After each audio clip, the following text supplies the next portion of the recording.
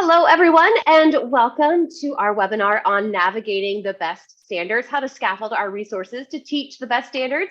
Specifically, we're talking about 3rd through 5th grade prose and poetry tonight, and even more specifically on poetry. We are with Uncomplicate Ed, and just like the name says, we aim to uncomplicate education, uncomplicate teaching and learning across the state and across the country. My name is Ashley Doty. I am the founder and CEO of Uncomplicate Ed. I live right here in Florida. I've been in education for just around 20 years, and I've served roles such as a teacher, curriculum coach, assistant principal, and principal. And I'm very excited to be with you all here tonight. And my name is Megan Cox. I currently serve as a professional development manager with Uncomplicate Ed. I've served in multiple capacities, such as classroom teacher, interventionist. I've also served as a coach. And I'm so excited to share our resources with you today. And thank you for joining us. Thanks, Megan.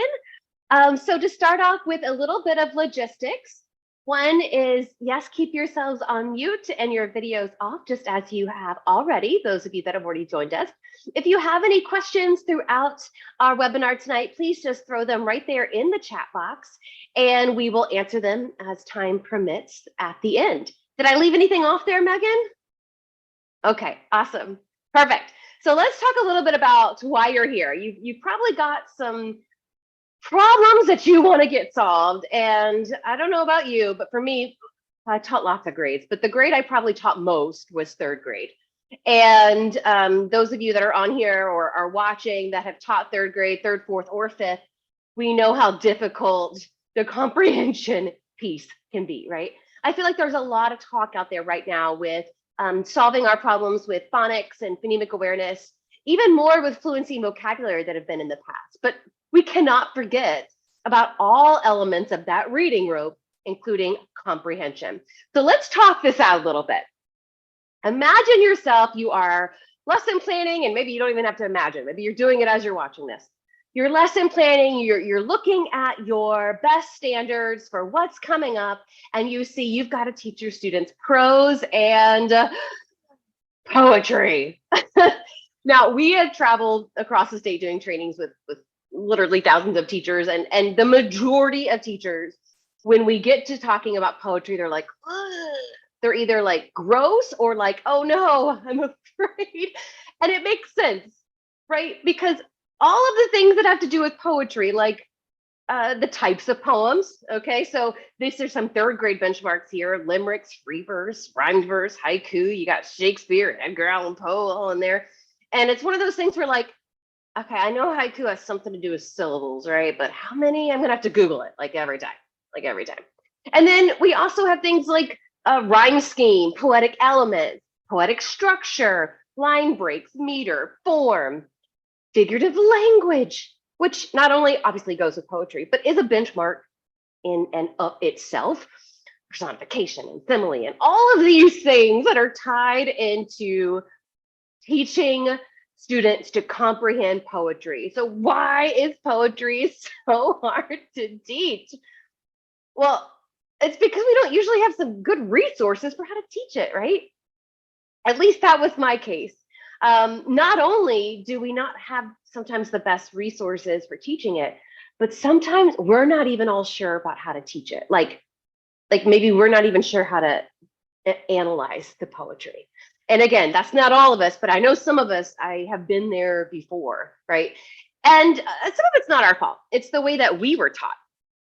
I don't know about you, but for me, poetry was taught in a unit a year, like 1 unit a year. It was like, hey, children, here's the poetry unit.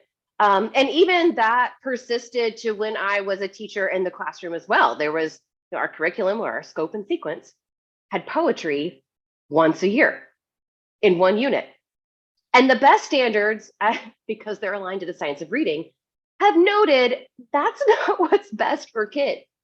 And let's do a little bit of math. I know this is a reading webinar, but just hang with me for a minute. Let's say that we teach just 1 unit of poetry a year. 1 unit about a month, let's say. That's about 20 school days. So each of these colored circles represents a grade level. Okay, so we got K1, 2, 3, 4, 5. So there's 6 grade levels in K5. 20 days a year of poetry. That's 120 total days. Ooh, there's 180 days in a year. So that adds up to only 11% of a student's entire elementary school career is spent on poetry. Only 11%. And then we're shocked when they don't get it. Or even for us, we lose practice in it, right? Like if we only teach something once for 20 days a year, every time I'm going to be like, wait a minute, how did I do this again? Let me dig out all my resources. Let me do a computer search of all of my poetry things that I've ever bought. At the same time, if a student understands poetry, if they can comprehend poetry, then any literary or prose text is going to be easy compared to comprehending poetry, right? So we want to be able to teach poetry throughout the year. So how do we do that? How do we interleave poetry throughout the school year, especially if our curriculum doesn't even have that? Well, one answer to that is let's make it easy. If you are telling me I have to go that in depth like I would with an entire poetry unit, and by the way, we're not saying poetry units are bad. It's just we can't only have it in a unit. It's got to be throughout the year. But I don't have the toolbox to be able to do that much poetry throughout the year. I need just some easy questions, just a question bank that could work for any poem that I can pull from. That would make it easy. Okay, so now we've got it. We're doing it throughout the year. But now the question comes, well, what should my students be mastering in terms of poetry or prose or anything at the beginning, middle, and end of the year? Like, what do they need to know at the beginning and what do they need to know at the middle? I get the end because that's how the benchmark's written. But how do we scaffold that back? Why can't I know where my students should be? It's hard. And some of us like it. If you're like a curriculum nerd like me, maybe you even like scaffolding back, but you just don't have time to do it, right? Like with every single benchmark, to scaffold it back and say, hey, what would this look like at multiple points throughout the year? Especially with there's new benchmarks, you probably have new curriculum, there's new testing. There's just a lot of new this year. Okay, last bit, you go to your curriculum, you start thumbing through all the pages and you're like, I just need like a go-to for poetry. Is there just a sheet that I just need it quick. I don't need to read this whole diatribe of stuff. I just need some quick information so I can integrate this poetry throughout. But why is it so hard to find everything? It's one reason is because our curriculum packs so much information into their products that it's almost hard to navigate. It could take quite a few years to get that under your belt. And then we know what happens, right? It ends up changing after a few years just when you get good at it. And then what happens? So we can't find what we need at our fingertips. We start piecemealing things together. That's when we go to maybe Teachers Pay Teachers, right? And we start just searching for anything poetry that we can use. Maybe aligned to Florida standards, maybe not. Then you're going to have to print it all out, right? And then you have to vet it, like make sure it's actually aligned. Plus you're dropping $5 here, $10 there. Before you know it, you spent $100. Teachers Pay Teachers just to find something you wanted quick and easy. There's so much, yet there's so little. So there's got to be some kind of roadmap out there that I can trust, right? Like, isn't there some sort of uncomplicated guide that can help me? Well, of course, that's why you're here. That's why you're watching this. We've got you covered. And this roadmap to mastering reading comprehension is something that Meg and I are super excited about. We had, I think, about 7 different educators and leaders across the state who were active contributors to our roadmaps. Plus, it's actually been in draft form and out in the field since last February. So by the time these get published, it'll have almost a year of vetting and analysis and feedback to really make it what we need in the classroom. And these scaffolded resources are aimed and built just for BEST. And I think it's going to make your lives a lot easier. We love making life easier for teachers.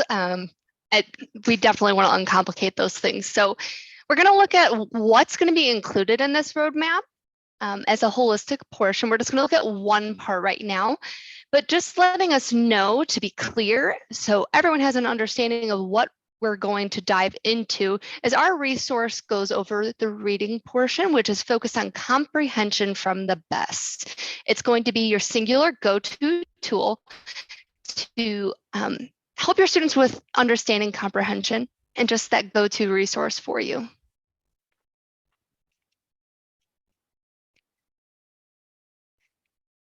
So thinking about what's included, we're going to think about how the rubrics are paced throughout the school year. You're going to see a holistic picture about what these rubrics are going to look like in just a few minutes, but it's going to be scaffolded from the beginning, the middle, and the end of the year.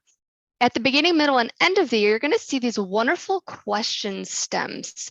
When we look at those question stems, we can use those to scaffold from the beginning, the middle, and the end of the year, approaching that mastery. And it's great for a communication tool actually for parents to see what they can do for their students and what they should be able to do at various parts of the year. The third part of what's included are student anchor charts in our roadmaps. They provide a visual for your students to be able to see what those benchmarks look like in student-friendly language. And they're a great visual for all learners, but especially for those English language learners that just need that visual reinforcement of what those benchmarks are going to look like. On those student anchor charts, there's also clarifying information of how your students should be demonstrating that mastery, meaning, are they going to be expected to do this on a Venn diagram? Are they going to be expected to do it on a multiple choice exam? It's going to vary in how that's going to be. Most importantly, is a one-stop shop, and that's something that as a teacher we just love. We love being able to have that. It's going to have all the parts from the B.E.S.T manual, such as the glossary terms. We actually included some additional terms that we thought would be helpful to provide clarity for those benchmarks, suggested text, the clarifications, and all the questions from the standards in one stop. And finally, just some suggestions to aid your planning. When we look at the B.E.S.T benchmarks, it's not just our benchmarks that we're looking at, but we're also thinking those all-encompassing ELA expectations, or those EEs. We included those along with the possible stacks based upon what we viewed as being best able to help those benchmarks as an overall comprehensive resource for teachers. That is something here at Uncomplicate Ed we actually went ahead and did. So we looked at those benchmarks and figured out what would work best with ELA expectations and also those wonderful stacks. So thinking about those rubrics, they provide all of those wonderful solutions to the problem that Ashley had talked about. It provides clarity.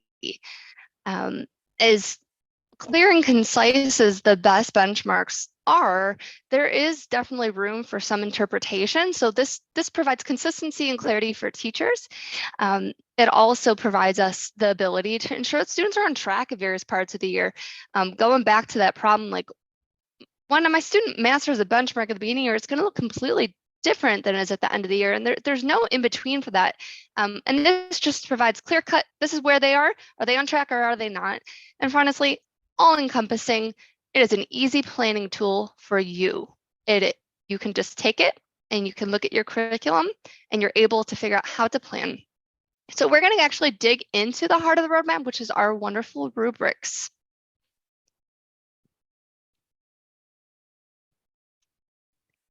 When we look at our rubrics, this is a holistic view of what the rubric will actually look like. We provide one for each benchmark as just a one-sheet stop for you as an educator. We're going to dive into each part of it, but again, this is just a holistic view of what it will look like. At the very top, you're going to see the listed benchmark code, and you're also going to see the benchmark. Below that is clarifying what expectations would be for this benchmark with text complexity. We've listed on there our Lexile levels and possibly just our guided reading levels, depending on what your school uses to provide that text complexity for students.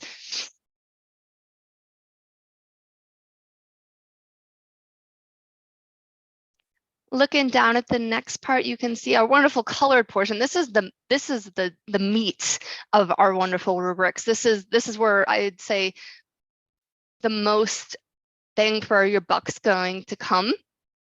And we're going to dive into what is in each part of this. But just looking at the holistic part of this, you're going to see that there's beginning mastery, emerging mastery, and proficient mastery, meaning what will my students be doing in the beginning of the year? What should they be doing to master the benchmark in the middle of the year? And then finally, towards the end of the year, what does that mean when they finally meet that? We're going to go ahead and dive into emerging mastery because that's where your students should be at this point, working towards through February. When we look at the very first bullet point on all of our rubrics, you're going to see what a student should be able to do at that point during the year. You're then going to see what students should be able to demonstrate the mastery on, meaning, are they doing a multiple choice test? Are they working on graphic organizer? They're doing short response. These are going to vary from grade level based upon what is necessary for students to demonstrate that mastery. It's also going to increase in complexity from the beginning of the year to the end of the year, naturally, as all things in education do.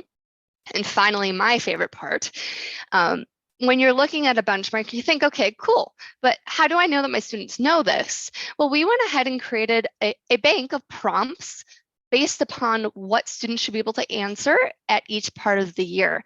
So we can see that these prompts, for example, what reaction is the poet trying to get from the reader? Why do you think that? When we ask our students these types of questions, they're demonstrating that mastery again at that point in the year. And again, these would increase in complexity with proficient mastery at the end of the year.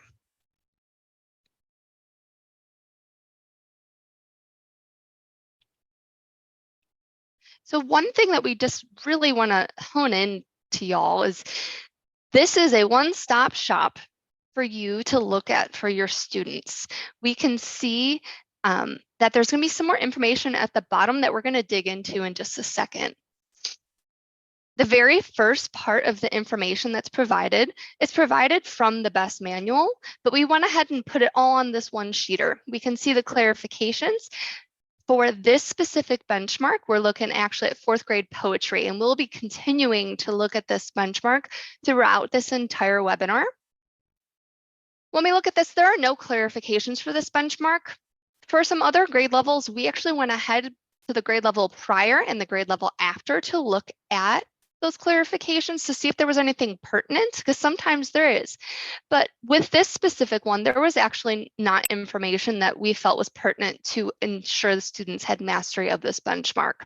So we provided the clarifications, we provided glossary terms, which again, those are from our B.E.S.T manual, but we took the glossary terms that are only pertinent to this benchmark and went ahead and put them in there for you to reference.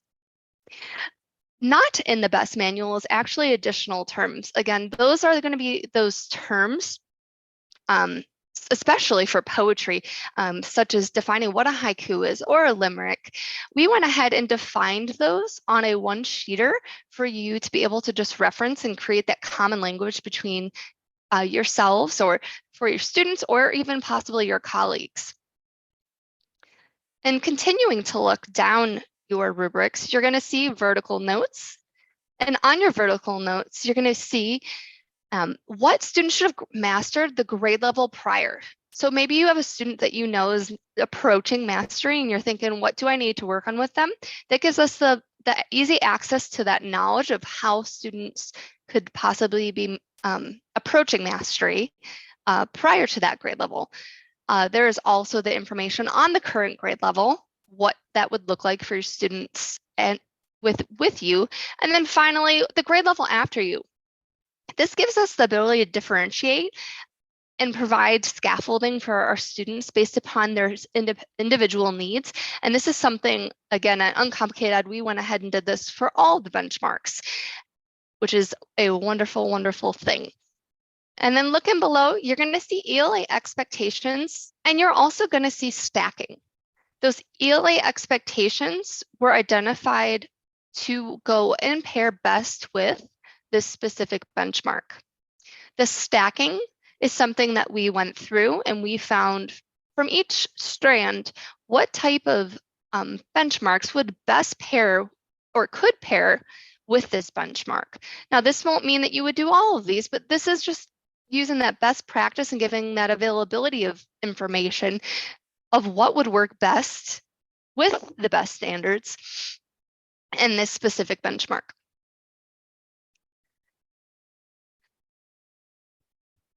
So again, just thinking ahead, we looked at that all-encompassing view. And then finally, we not only have those rubrics, but we also said we have additional parts to our roadmap because that's not the only thing that's going to matter. So when we said that we had those glossary terms and those additional terms, you're going to see specifically for like this one's for prose and poetry. You'll see at the very top, it's kind of small, but at the very top, you're going to see glossary terms. Again, these are straight from the BEST manual, but instead of looking at kindergarten all the way through 12th grade, you're only looking at what is important for you and your students to understand. And finally, below that are those additional terms for that common language that I had previously referenced.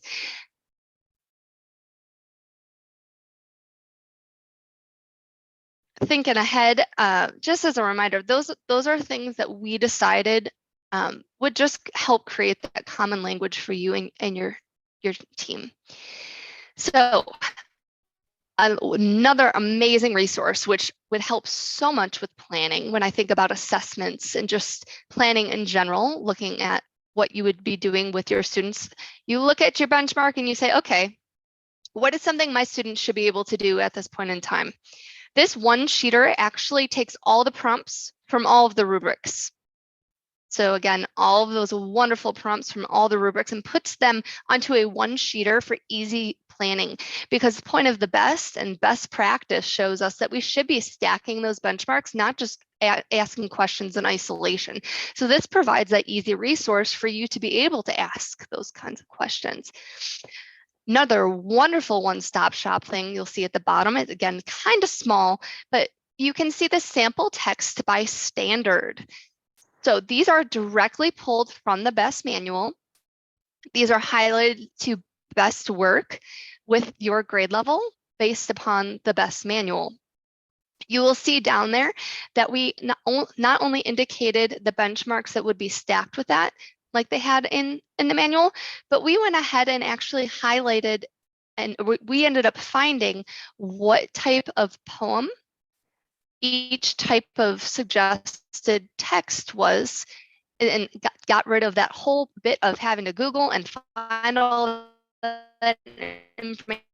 It's actually ready to go in there for you right now.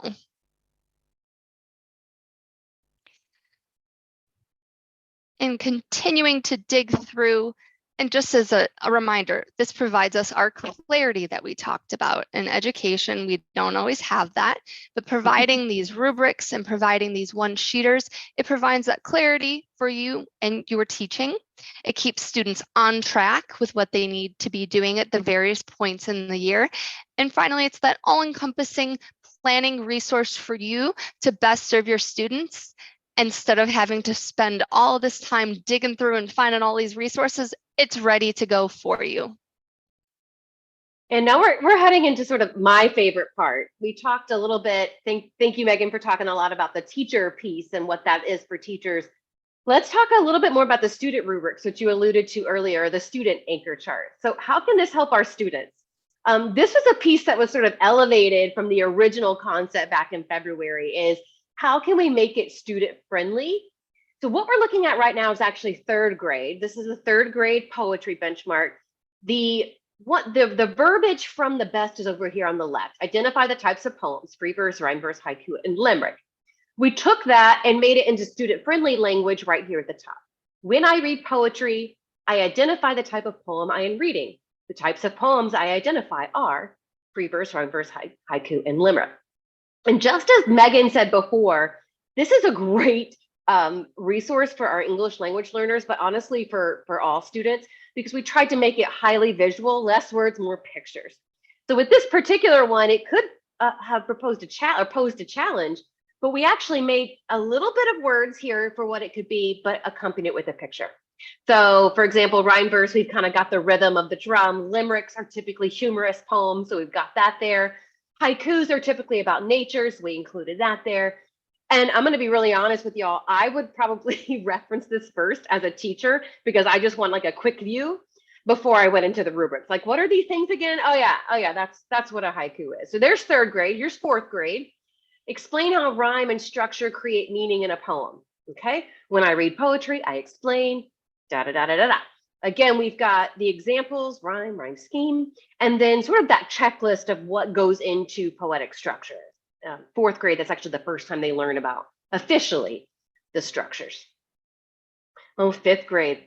This one was fun to do. I think I wrote on our social media, this one was a doozy, but I really like how it turned out. So fifth grade encompasses all that they should have learned in K-4. So explain how figurative language and other poetic elements work together in a poem. And when I read poetry, I explain how figurative language and other poetic elements work together. So we've got the figurative language up here, and we've got all the figurative language that's meant to be explicitly taught at this point. We've got the reminder of what the poetic elements are, and these work together by. So quick reference that I would, if it were me as a teacher, I would probably put this up on my PowerPoint or on my screen while I'm teaching it. And the way that we're actually having these published is so that the student view of the anchor chart is on one side of your manual, and on the other side is the teacher version. So I could literally hold it upright so the students could see that part and I can see the teacher part. So again, that was feedback we got out in the field as we were testing this summer. All right, just a quick shot of all of the student anchor chart for poetry. This is K-5. And we wanted to show you this just so you could see the consistency, that continuity that goes throughout the grade levels. That way, if an entire school were to use our roadmaps, those students would be able to follow the consistency throughout the grade level. So just a nice feature there. Okay, again, we're checking off those boxes. Clarity, on track, all encompassing. This is going to be a spiral bound, colored manual for you all to have and to hold. And we are publishing them in grade bands. So we're gonna have a K2, a 3-5, those are both come out in January. 6, 8, and 9, 12, they're pretty far along the draft process, but there's some more work we wanna do with the student rubric or the student anchor chart piece. So those will come, they're just not ready yet. All right, how might I put this together if I'm a teacher doing a lesson with poetry? Now me, I'm a big picture gal. So the first thing I would do is I would go to the big picture page. I'm going to look for a poem because it's so text dependent, obviously, with a poetry benchmark. I know it's so tiny on your screen, but down at the bottom, we do have all the sample text from B.E.S.T. If I were to read these, I can see a rhymed verse. I can see already which ones are paired together. So this one is theme in poetry. This one is elements in poetry. This one's just poetry. And this one is theme and poetry. Rhymed verse is typically easier.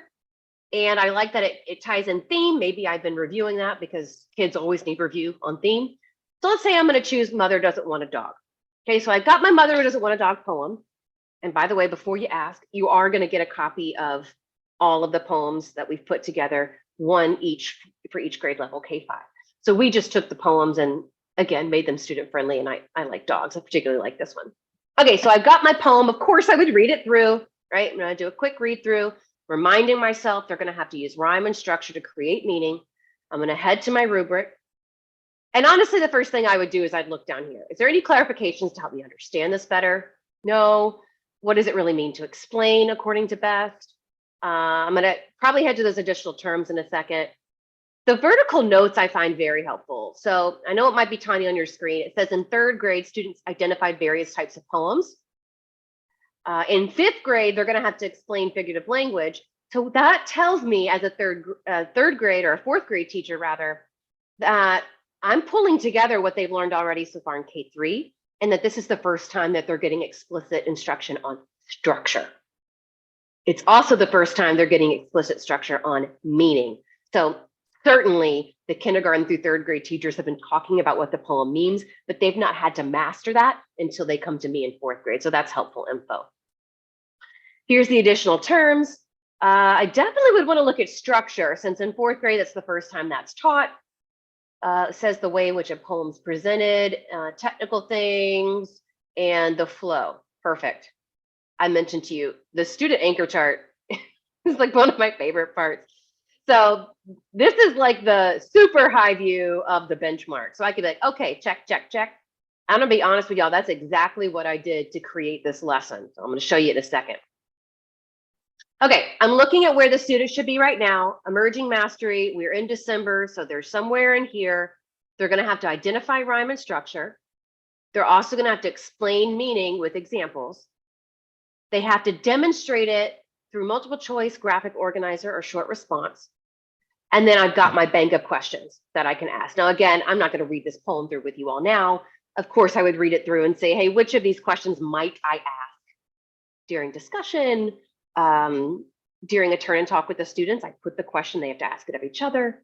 Maybe I'm sending it home. Whatever I'm doing, I've got my question right there. Now, I chose for this particular one to use the graphic organizer. That was one of the modalities that was suggested.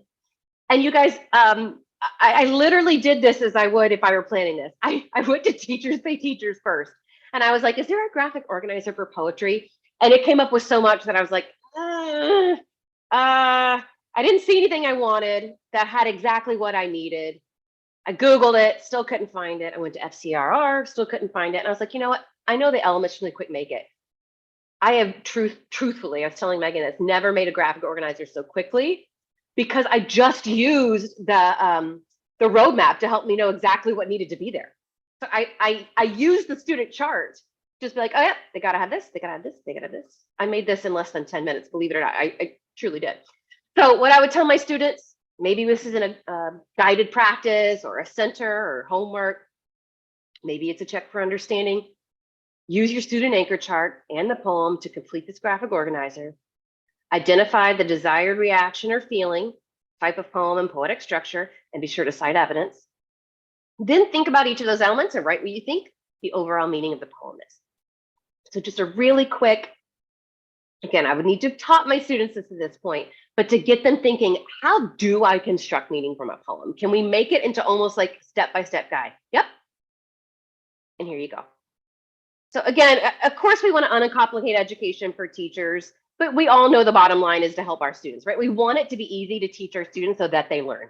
And having this roadmap is something I wish that I had in the classroom so I could easily grab those questions, see the targets, get my students involved in it, and get some assessment types as well. I want to mention that because this is not tied to a curriculum, we don't work for a curriculum company, we don't work for the district or the state. We are truly tying this to the best standards and to best practice with science of reading, and particularly the science of comprehension, which forget sometimes that that's part of it.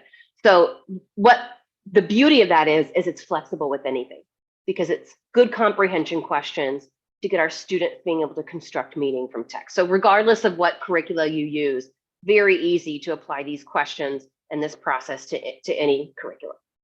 All right, so when do these come out? They're coming out in January. I mentioned that. We have the price right now at $80. And we went back and forth a lot with that. We did a lot of product research on what are some similar products that are out there. We definitely wanted to be affordable to you all. So we looked at similar products. We also thought about, we want you to save money, not by going to, having to go to Teachers Pay Teachers for everything, right? So we wanted to be able to help you save money. And so thinking about that, all that, we priced it right here, $80. Though I will say, for the month of December, since we're in pre-sales, we are providing 15% off. So that takes it down to $68. So much better deal. And you do get it all in color and spiral bound. So it's more durable to last. No printing on your end involved, just ready to go. If you want to take a look at that pre-sale, it is, there's the link for it up there. I think Megan can drop that in the chat box for you, but you just go to our uncomplicateded.com store and you can see the spot there to grab your pre-sale. They are almost here. Now, if you are if we have any coaches or leaders on the call or watching this and you want to get more, or you just want to gift it to your bestie down the hallway, if you want to get 5 or more, we can give an even deeper discount. Just email me. It's Ashley@uncomplicateded.com. When you type it out, it will look like Uncomplicate Ed. Just putting that out there. And our freebies for tonight. I'm excited because we're giving out a lot free for this poetry one. I like poetry, if you can't tell, because I used to not. That's actually why. So if you go to uncomplicateded.com/poetry, that's where you're going to find all rubrics for poetry K-5. So all those teacher rubrics for poetry, all of the student anchor charts K-5 for poetry. And you can see here, you can download one of the suggested text poems from K1-2, and over here, one from 3-4-5. You'll see that Mother Doesn't Want a Dog there. They're very visually friendly for students. It will be very helpful to get them engaged in poetry. All right, so let's take a look if we have any questions or anything out there. Thank you, Megan, for throwing all those links and my email address in the chat box there. I don't see any questions that are coming up in the chat box, but I'll give you just a moment if you're busy typing that right now. Megan, was there anything else that I forgot to say or you think would be helpful for teachers or coaches, leaders who are on this call? No, I feel like we kind of summarized everything that was necessary for this, just understanding that this is truly meant to just uncomplicate the process for you with planning and understanding that it's a comprehensive resource. It really has been a whole bunch of love and passion because we want it to be something that's truly helpful. And it's like a resource that has never existed. So we're looking forward to seeing even more people use it out in the field and helping even more students, because like we said, at the heart of it, that's the point, is helping students. So Absolutely. And we've really appreciated the perspective of teachers still in the field. And Megan, you were recently in schools as well. So really thinking about like, what do our kids need right now? What's going to help us? All right, you guys, thank you so much for your time and attention this evening. We appreciate you watching and logging on. If we can help in any way to help uncomplicate education for you, check out our website. We are on all the socials. Just added TikTok, by the way, Megan, I don't know if I told you that. So now we're on the TikTok. So we are out there, whatever works for you. We've got a Facebook going right now, a Facebook group just specifically for uncomplicating the B.E.S.T standards. So it's just for teachers to share ideas. And then you can email me if you've got questions or feedback or anything like that. So thank you all. We will put this recording up on our YouTube channel. You can subscribe on that YouTube channel if you want to know about it, share it with all of your friends, watch it on the weekends just for fun with some popcorn. It's getting late, you can tell. I'm getting to this joking point. So thank you all so much. And we hope that you have a wonderful end of this calendar year with your students. Make sure to enjoy it and have fun. So thanks, everyone.